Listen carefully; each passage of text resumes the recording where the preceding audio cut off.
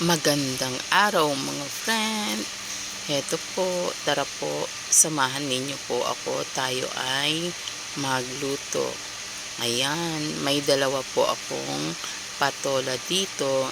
Ito po ay mga sariwa na nabili ko. Hinugasan ko po muna at ayan, binalatan ko at hiniwa ko na rin po ayon sa nais ko pong laki. Ayan.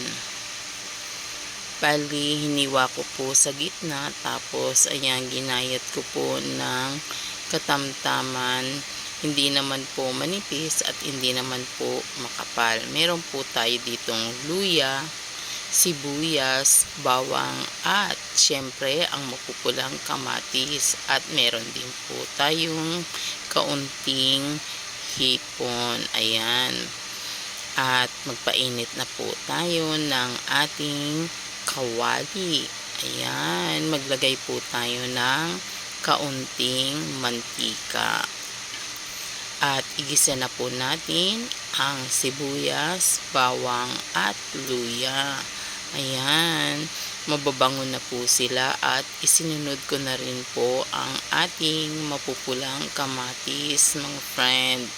Ayan, at ang kamatis po ay medyo pisat-pisatin po natin para medyo madurog po siya. Kasi pag nadudurog po ang kamatis, doon po lumalabas yung kanyang linamnam at sarap. Ayan. Diba mga friend? Ayan. Halu-haluin natin ng kaunti upang ito ay hindi manikit sa ating kawali at nilagay na rin po natin ang ating hipon. Ayan. Pinaghiwalay ko nga pala yung ulo sa hipon natin. Ayan. At tinanggal ko rin po yung balat ng hipon at hiniwaan ko sa gilid para magmukha po siyang bulaklak. At ayan, isinunod na po natin ang ating patola. Halu-haluin po natin ng dahan-dahan at may pagmamahal para hindi po madurog ang ating niluluto. At syempre, para masarap din po mga friend. At ayan, maglagay po tayo ng sapat na tubig. Ayan, at hayaan po natin yan na kumulo at maluto ang ating patola. Haluin lang po natin ng bahagya mga friend para yung tubig ay mag-even po sa ating patola. At ayan, kumukulo na po ang ating niluluto. Hayaan lang po natin pansamantala upang ang ating patola ay maluto po. Ayan po. At maglagay na rin po tayo ng ating pampalasa. Ang nilalagay ko po ay asin lang po. Kung meron naman po kayong nais pang idagdag na mga pampalasa, ay okay naman po mga friend.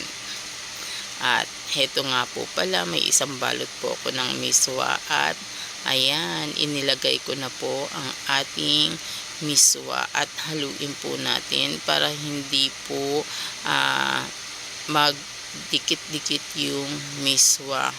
Ayan po, haluin po natin kasi kailangan pong mahalo ang ating miswa. Ayan. Ayan, gusto ko po kasi yung medyo may sabaw mga friend. Kaya, ayan, ulam na po sa akin kasi ang sabaw pa lang. Ayan, at medyo maglagay po tayo ng, yan, coriander leaves. Ayan, kung meron po kayong coriander or kinchay, ay okay naman po.